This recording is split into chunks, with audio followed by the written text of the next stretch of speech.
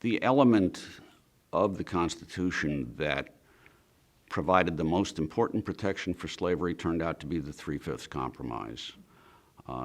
In one election in 1800, Thomas Jefferson won because of the electoral votes that Southern slave states had as a result of the Three-Fifths Compromise. He defeated a Northerner, John Adams.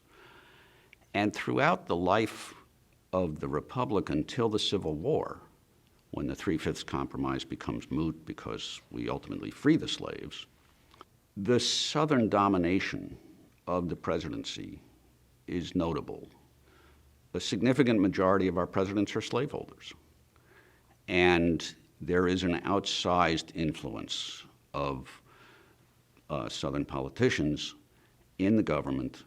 Some of this may have been self-selection. They were wealthy people. They had something to defend, their slavery interests. But the structure of the Constitution gave them a lever to do that. Constitution, because of the way it's going to be ratified. I think as a document, it doesn't resolve the slavery issue. And in many ways, it makes it impossible to ignore going forward. The great debates that emerge from this Constitution going forward are about issues revolving around slavery, the economies of the different parts of the country, and all of these sort of mix in. And the Constitution sort of promotes that because that's what self-government's going to be all about. It doesn't resolve the big questions. It forces us to try to resolve the big questions. People forget that. The Constitution isn't the answer. It's the beginning.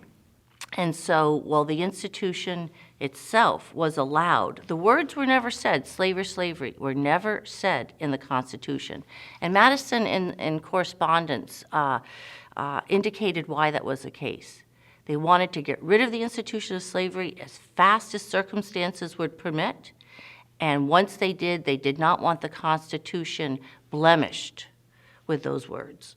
Historians have spilled a lot of ink over this question. I think the only sensible view is that slavery led to the Civil War and that ultimately the Civil War could not be finished without ending slavery.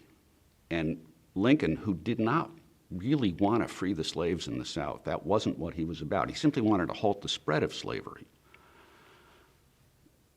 became aware during the war that that wasn't going to do it, that there had to be a change, and it had to be involve tearing out slavery root and branch. And so we did that ultimately with the 13th Amendment, which ended slavery on the books.